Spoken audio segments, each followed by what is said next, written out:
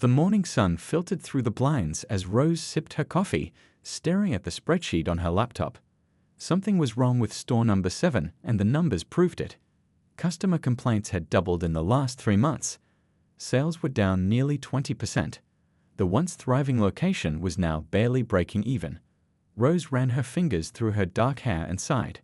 10 years ago, she'd started with just one small corner shop selling organic produce and specialty foods. Now, Green Valley Markets had 12 locations across the state. But she couldn't be everywhere at once, which meant trusting others to uphold her standards. Time to go old school on this one, she muttered to herself. Rose had built her business by knowing every detail, from how to properly stack avocados to the exact temperature for storing imported cheeses. But lately she'd been stuck in corporate meetings, dealing with investors and expansion plans. She'd hired a new manager for store number 7 3 months ago, a man named Paul who had an impressive resume, but whom she'd only met once during a group interview. Her assistant Jerry knocked on her office door. "The quarterly reports are ready for your review." "Thanks, but they'll have to wait," Rose said, closing her laptop. "I'm going undercover." Jerry raised an eyebrow. "Again?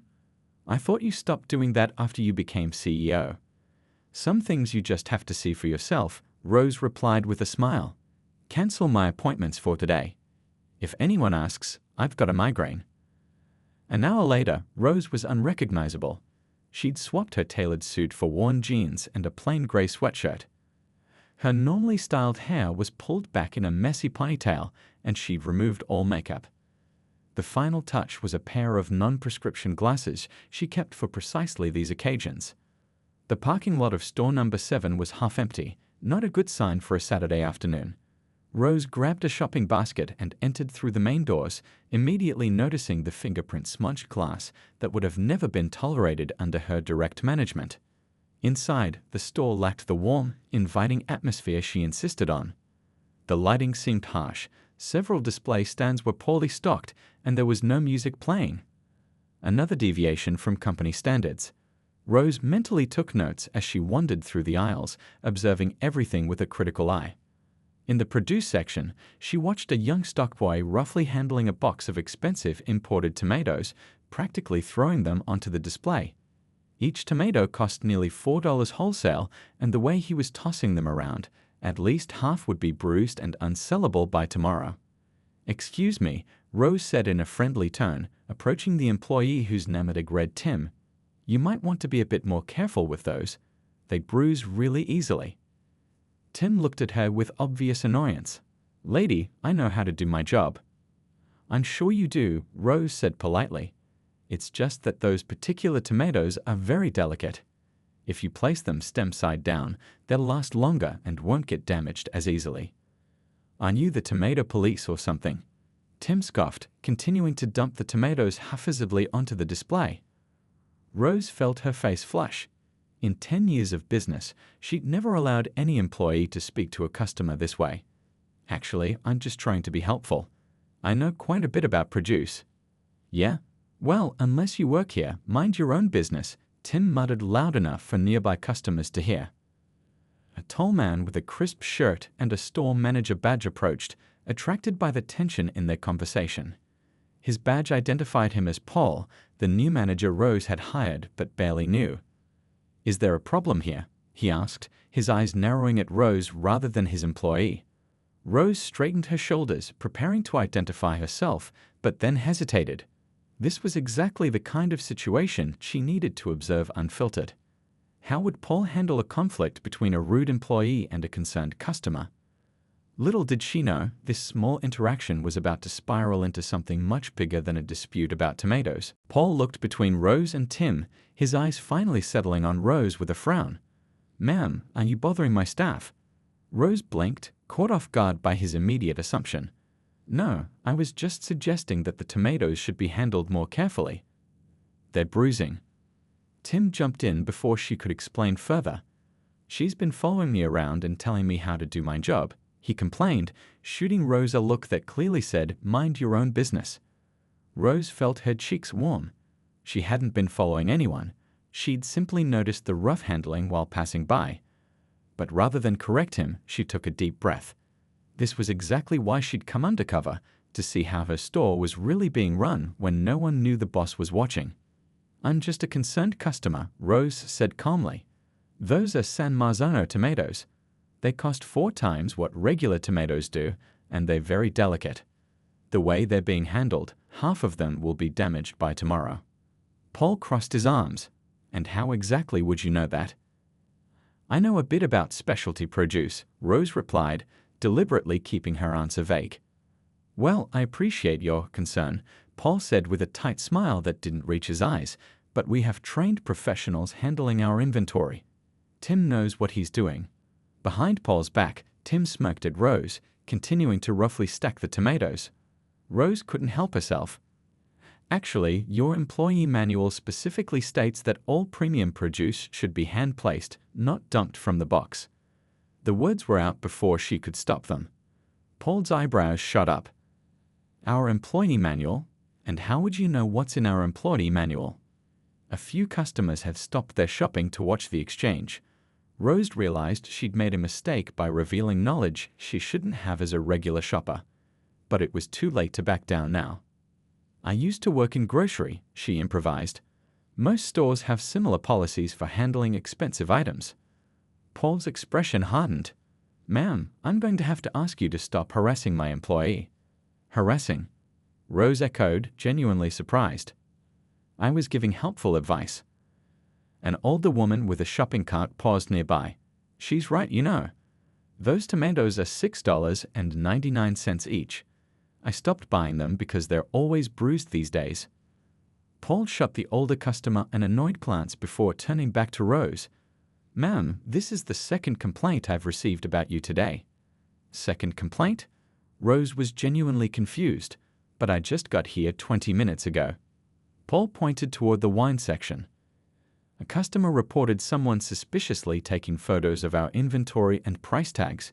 Security footage shows it was you."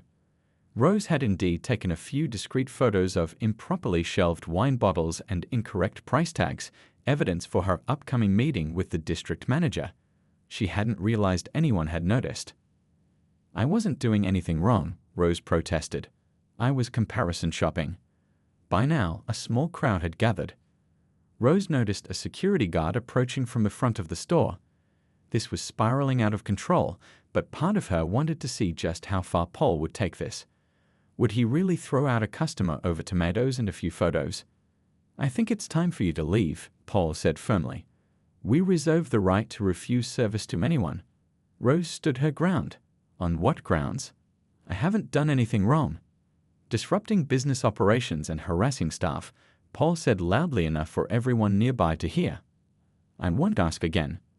The security guard, a burly man with a buzz cut named Dave according to his name tag, now stood beside Paul. "Is there a problem here?" "Yes," Paul replied before Rose could speak. "This woman needs to be escorted out. If she refuses to leave, call the police." Rose felt her heart racing. In 10 years of business, she'd never imagined being thrown out of her own store. She could end this now by revealing her identity, but a stubborn part of her wanted to see this through. How badly were her customers being treated when she wasn't around? "I have every right to be here," Rose said quietly, "and I'm not leaving." Paul's face hardened. "Dave, call the police." Dave pulled out his phone while Paul stood with his arms crossed, looking smugly at Rose. The small crowd of customers watched with wide eyes, some whispering to each other, others recording the scene with their phones. "This is completely unnecessary," Rose said, keeping her voice steady despite her racing heart. "I'm a paying customer offering feedback. Since when is that a crime?" An elderly man in the crowd spoke up. "Young man, this seems extreme. The lady was just trying to help." Paul ignored him, turning to address the curious onlookers. "Folks, please continue with your shopping. We're handling a disruptive customer. Nothing to worry about." "Disruptive?" Rose couldn't believe what she was hearing. "I pointed out damaged produce. That's hardly disruptive." Dave finished his call and nodded to Paul. "They're sending someone over. Should be here in about 5 minutes." Rose took a deep breath, weighing her options. She could reveal her identity now and end this farce, but something held her back. Her grandfather had always told her, You never know someone's true character until you see how they act when they think there are no consequences. Right now, she was seeing Paul's true colors, and they weren't pretty. While we wait, Rose said calmly, maybe we could discuss why your staff is mishandling expensive produce, or why the cheese display is being stored at the wrong temperature, or perhaps why your wine section has bottles priced incorrectly. Paul's face flushed. How would you know about proper storage temperatures? And what do you mean the wine is priced incorrectly? The Cabernet Sauvignon from Valley Vineyards is listed at $22.99, but your company's advertised price in the weekly circular is $18.99, Rose explained. That's false advertising. A woman with a shopping cart near the wine aisle pulled out the store's circular from her purse and checked. She's right. It says $18.99 here. Paul's confidence wavered slightly. That must be a printing error. And it's not just the wine, Rose continued, feeling more confident. The imported cheese display should be at 42 degrees, but your thermometer shows 48. At that temperature, the soft cheeses will spoil days before their expiration date. Several customers were now openly watching the confrontation, some nodding in agreement. One man even walked over to check the cheese display temperature. Paul's face had gone from annoyed to alarmed. This random shopper knew far too much about store operations. Are you from the health department or corporate? You need to identify yourself right now. Rose simply smiled. I'm just a concerned customer who shops here regularly. Nobody knows that much about grocery operations unless they work in the industry, Paul insisted, his voice rising. This feels like corporate espionage. Are you working for Green Foods across town? I can assure you I'm not from the competition, Rose replied truthfully. Before Paul could respond, 2 police officers walked into the store. Dave waved them over to the produce section. This is ridiculous, Rose muttered as the officers approached. She hadn't expected Paul to actually go through with it. What seems to be the problem here? Asked the taller officer, a woman with short brown hair and a no-nonsense expression. Her nameplate read Officer Chen. Paul stepped forward eagerly. This woman has been harassing my staff, disrupting business, taking unauthorized photos of our inventory, and refusing to leave the premises when asked. I want her removed and charged with trespassing. Officer Chen turned to Rose. Ma'am, is this true? No, it's not, Rose replied firmly. I pointed out some problems with how products were being handled and displayed. That's hardly harassment. She knows inside information about our operations, Paul added. I suspect corporate espionage. The second officer, a younger man with ginger hair, raised his eyebrows. Corporate espionage? Over tomatoes? It's more than that, Paul insisted. She knows details about our employee manual, pricing structures, and storage protocols that no ordinary customer would know. Officer Chen looked at Rose carefully. Ma'am, I'm going to need to see some identification, please. Rose reached for her purse, then paused. If she showed her real ID, the game would be up. But using her undercover identity would only dig her deeper into this mess. In that moment, Rose made a decision that would change everything. I'm sorry, but I left my wallet at home today, she lied, wanting to see just how far this would go. Officer Chen frowned. You don't have any identification with you. I just ran out for a quick shopping trip, Rose explained with an apologetic smile. I didn't think I'd need my wallet for buying a few tomatoes. The younger officer looked uncomfortable. Ma'am, can you at least tell us your name and address? Rose hesitated. She could give her real name, but that would end this experiment too soon. She could make up a name, but that would be lying to police officers, something she wasn't willing to do, even to prove a point. My name is Rose, she said truthfully. Rose Miller. She gave her maiden name instead of her married name, which was on all the store's legal documents. Paul stepped closer. She's been taking pictures inside the store. Check her phone. That's evidence. Officer Chen turned to Rose. Ma'am, is that true? Have you been taking photos inside the store? Yes, Rose admitted. I noticed some pricing discrepancies and took photos as a reference. There's no law against that.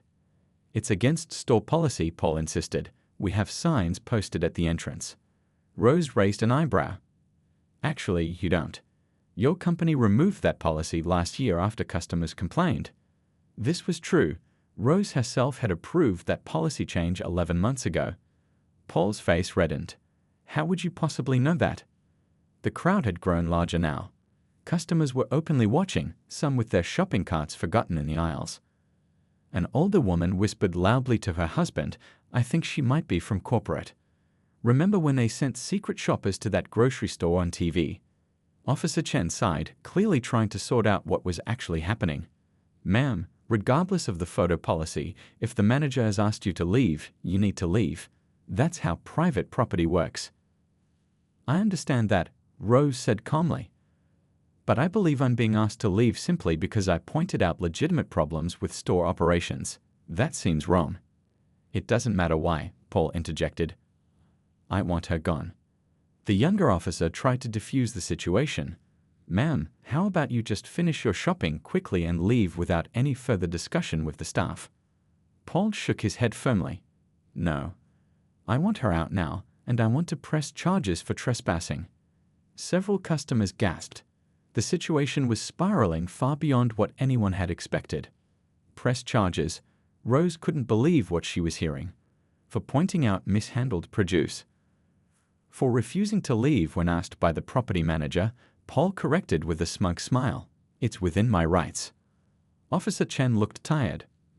"Ma'am, I'm going to need you to come with us. Since you don't have ID and the store manager is insisting on pressing charges, we'll need to bring you to the station to verify your identity." Rose stared in disbelief. This was her store, her life's work, and she was about to be arrested inside it. The irony wasn't lost on her. She could end this now by revealing her identity, but something stubborn inside her refused to back down. If this was how Paul treated customers who offered feedback, what else was happening when she wasn't around? "You're really going to arrest me for this?" Rose asked quietly. "We're just bringing you in to verify your identity," Officer Chen clarified, "since you don't have ID with you." The younger officer stepped forward, gently taking Rose's arm. "Please don't make this harder than it needs to be, ma'am." Rose looked around at the shocked faces of the customers, her customers, and then at Paul's satisfied expression.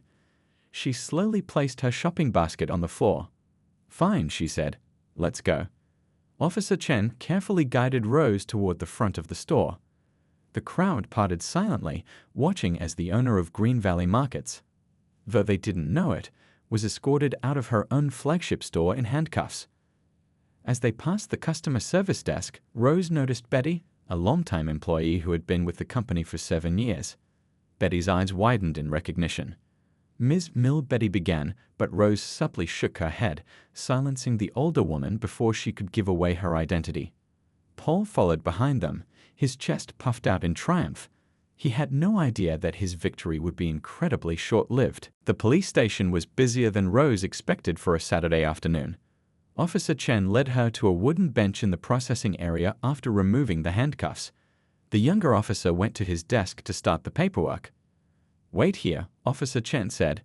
"We need to verify your identity before we can process you for trespassing." Rose rubbed her wrists and nodded. As soon as Officer Chen walked away, she pulled out her cell phone, which they hadn't confiscated. She quickly dialed Jerry, her assistant. "Jerry, it's me," she whispered when he answered. "I need your help. Bring my ID and the company ownership papers to the downtown police station. And hurry." The police station. Jerry sounded alarmed. "What happened?" "I'll explain later. Just get here quickly," Rose said before hanging up. 30 minutes passed as Rose sat on the uncomfortable bench, watching officers and detectives move around the busy station. A few people glanced curiously at her. She hardly looked like a typical criminal in her jeans and sweatshirt. Meanwhile, back at store number 7, Paul was feeling pretty good about himself. He gathered the employees for a quick meeting by the time clock. "Listen up, everyone," he announced proudly. "Today we had a situation with a difficult customer who'd thought she knew more about running this store than we do. I want you all to know that I will always back you up against troublemakers like that." Tim, the produce guy, nodded enthusiastically. "She was crazy, telling me how to stack tomatoes like she owned the place." Betty, the longtime cashier who had almost recognized Rose, looked uncomfortable. "What exactly did this woman look like?" she asked cautiously. Paul described Rose in detail, and Betty's face paled. And you had her arrested? Well, the police took her in for questioning, Paul corrected. She was trespassing after I asked her to leave. Betty bit her lip. Did she tell you her name? Rose something. Paul shrugged. Why does it matter? Before Betty could respond, Paul's phone rang. He answered it, his expression changing from smug to confused as he listened. Yes, this is Paul Wilson. Yes, I'm the manager at store number 7. Tomorrow morning? An emergency meeting with the CEO. But it's Sunday. Yes, I understand it's important. I'll be there. He hung up looking puzzled. That was weird. The district manager just called an emergency meeting for tomorrow morning with the CEO. She sounded tense. Betty looked away, hiding a knowing smile. Back at the police station, the front doors swung open and Jerry rushed in, carrying a leather portfolio and looking worried. He spotted Rose immediately and hurried over. Are you okay? He asked. What in the world happened? I'm fine, Rose assured him. Did you bring what I asked for? Jerry handed her the portfolio. Everything's in there. Your ID, business license, the company registration showing you as the owner, and the property deed for store number 7. Officer Chen approached them. Ma'am, we need to complete your processing. She stopped when she saw Jerry. Who's this? Rose stood up straight and opened the portfolio. Officer Chen, I'm Rose Miller-Taylor, CEO and owner of Green Valley Markets, including the store where I was just arrested. She handed over her driver's license and the company documents. I believe this will clear everything up. Officer Chen's eyes widened as she examined the documents. She looked from the papers to Rose and back again, realization dawning on her face. You're the owner? She asked in disbelief. But why didn't you say something? Sometimes it's better to see how things really work when people don't know who's watching, Rose replied calmly. The younger officer had joined them and was looking over the documents. So the manager had the owner of the store arrested for shopping in her own store. That's exactly what happened, Rose confirmed. Officer Chen looked embarrassed. Ms. Taylor, I'm so sorry about this misunderstanding. You're free to go, of course. Rose smiled. No apology needed, officer. You were just doing your job. She turned to Jerry. Now, I believe we need to prepare for a very interesting meeting tomorrow morning. Jerry grinned. Paul has no idea what's coming, does he? Not a clue, Rose replied, a determined look in her eyes. But he's about to learn a very valuable lesson. Sunday morning arrived with gray skies and light rain. Paul pulled into the corporate office parking lot 15 minutes early for the emergency meeting. He'd spent half the night wondering what could be so important. Maybe they were finally giving him that promotion to district manager he'd been pushing for. He straightened his tie in the rearview mirror and practiced his confident smile. Whatever this meeting was about, he was determined to make a good impression on the CEO, whom he'd never actually met in person. The receptionist directed him to the main conference room on the top floor. When he arrived, he was surprised to find the district manager, Diane, already seated alongside 3 other executives he recognized from company events. They all wore serious expressions. Good morning, Paul said cheerfully as he took a seat. Quite the gathering for a Sunday. No one returned his smile. Diane checked her watch. The CEO will be here momentarily. She's very eager to speak with you. I look forward to meeting her, Paul replied, his confidence faltering slightly at the tense atmosphere. The door opened and Paul turned, expecting to see some powerful-looking executive in a designer suit. Instead, his jaw dropped. Standing in the doorway was the woman from yesterday, the troublemaker he'd had arrested. But now she wore an elegant blazer, her hair was perfectly styled, and she carried herself with unmistakable authority. You, he gasped, his face draining of color. Rose walked calmly to the head of the table. Good morning, everyone. Thank you for coming in on a Sunday. The other executives nodded respectfully. Morning, Rose, they murmured. Paul felt like the floor was falling away beneath him. His mind raced, trying to process what was happening. I don't understand, he stammered. You're the CEO. Rose Miller-Taylor, she confirmed, taking her seat. Founder and CEO of Green Valley Markets. She smiled pleasantly. We've actually met before, during your group interview, though it was brief. You clearly didn't remember me. Paul sank lower in his chair as the full horror of the situation washed over him. Yesterday was, you were. Undercover, Rose finished for him. I'd occasionally visit our stores incognito to see how they're really running. Usually, it's quite informative. Yesterday, however, was unprecedented. She opened a folder and spread some photos on the table, the very ones Paul had accused her of taking for corporate espionage. These photos show several serious issues at store number 7, Rose continued professionally. Mishandled produce, incorrect pricing, improper temperature control for perishables. She looked up at Paul. All issues I attempted to point out to you before being escorted out in handcuffs. The other executives examined the photos, shaking their heads. Diane looked particularly upset. I had no idea who you were, Paul managed to say. Rose leaned forward. That's precisely the point, Paul. You shouldn't need to know who I am to treat a customer with respect. If I had been an ordinary shopper with useful feedback, would that have justified calling the police? Paul couldn't meet her eyes. No, ma'am. Our company was built on customer service, Rose continued. My grandmother ran a tiny produce stand 50 years ago. When customers told her the tomatoes were too soft or the apples weren't sweet, she listened. She didn't have them arrested. A few of the executives chuckled nervously. The police station called this morning, Rose added. They wanted to know if I'd be pressing charges for false arrest. Paul looked up in alarm. Charges? Against me? Rose held his gaze steadily. That would be within my rights. The room fell silent. Paul felt sweat break out on his forehead as he imagined himself being led away in handcuffs, just as he had done to Rose. However, Rose continued after letting him squirm for a moment. I don't believe that would solve our real problem. Which is? Asked Diane. Rose never took her eyes off Paul. A culture where managers feel entitled to dismiss customer feedback rather than seeing it as valuable information. Where employees are encouraged to be defensive rather than helpful. She paused. A culture we need to fix. Paul swallowed hard. Am I fired? Everyone in the room looked to Rose for her answer. The rain tapped against the windows as she considered his fate. Rose looked at Paul's pale face and anxious eyes. The room was so quiet you could hear the wall clock ticking. No, Paul, you're not fired, she finally said. The relief on his face was instant, though confusion quickly followed. I'm not. But after what I did. Rose stood up and walked to the window, watching raindrops race down the glass. Firing you would be easy. Finding someone new would be easy. But would that really solve anything? The next manager might make different mistakes, but without proper training, they'd still make mistakes. She turned back to face him. I think there's a better solution. Paul sat up straighter, desperately eager to hear what she had in mind. Starting tomorrow, Rose continued, you'll work directly with me for the next month. Not as a store manager, but as my personal trainee.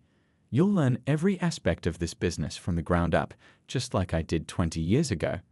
Every aspect? Paul asked nervously. Everything, Rose confirmed. You'll spend time in each department, stocking shelves, handling produce, working the cash register, cleaning bathrooms, talking to vendors, and most importantly, listening to customers. Diane nodded approvingly. That's how Rose trained me when I started. Best learning experience of my life. After that month, Rose continued, if we're both satisfied with your progress, you'll return to store number 7 with a better understanding of our values and how we treat people. Paul looked stunned. You're giving me a second chance. Everyone deserves one, Rose replied. Including the young man in produce who was mishandling the tomatoes. I assume you'll be having a conversation with him as well? Paul nodded quickly. Absolutely. First thing tomorrow. No, Rose corrected. My first lesson, problems don't wait until tomorrow. You'll call him today. One of the executives chuckled. She means it, Paul. I once had to call a delivery driver at midnight because I'd promised to resolve his complaint tomorrow. Rose reminded me that my tomorrow was already his today. Paul was beginning to understand that this woman ran her business very differently than he had imagined. There's one more thing, Rose added, returning to her seat. We're implementing a new company-wide training program focusing on customer service and conflict resolution, and your experience will be our case study. Paul's eyes widened. You mean everyone will know what happened? Not with your name attached, Rose assured him. But yes, the situation will be used to help other managers learn. Sometimes the best teaching tools come from our biggest mistakes. The meeting concluded shortly after, with action items assigned to each executive. As everyone filed out, Rose asked Paul to stay behind. When they were alone, she spoke more gently. You know, when I started this company, I made plenty of mistakes. Once, I accidentally ordered 500 pounds of bananas instead of 50. We had to give them away on the sidewalk. Another time, I yelled at a customer who I thought was stealing, only to discover he was reaching for his wallet. Paul looked surprised. Really? You make mistakes like that? Everyone does, Rose said. The difference is learning from them. 20 years ago, that angry customer I accused gave me the best advice I've ever received. He said, always assume good intentions until proven otherwise. I've tried to run my business that way ever since. She stood and extended her hand. I'm assuming good intentions with you, Paul. Don't make me regret it. Paul shook her hand firmly. I won't, Miss Taylor. I promise. Rose, she corrected with a smile. We'll be spending a lot of time together. Might as well use first names. 6 months later, store number 7 had the highest customer satisfaction ratings in the company. Paul had transformed into one of Rose's most valued managers, and the training program had improved service across all 12 stores. As for Tim from the produce department, he eventually became Paul's assistant manager after learning, just like his boss had, that treating people with respect was the most important skill in any business. The story of the CEO who got arrested in her own store became company legend, shared with every new employee as a reminder that you never know who's watching, and that sometimes the best lessons come from the most unexpected teachers.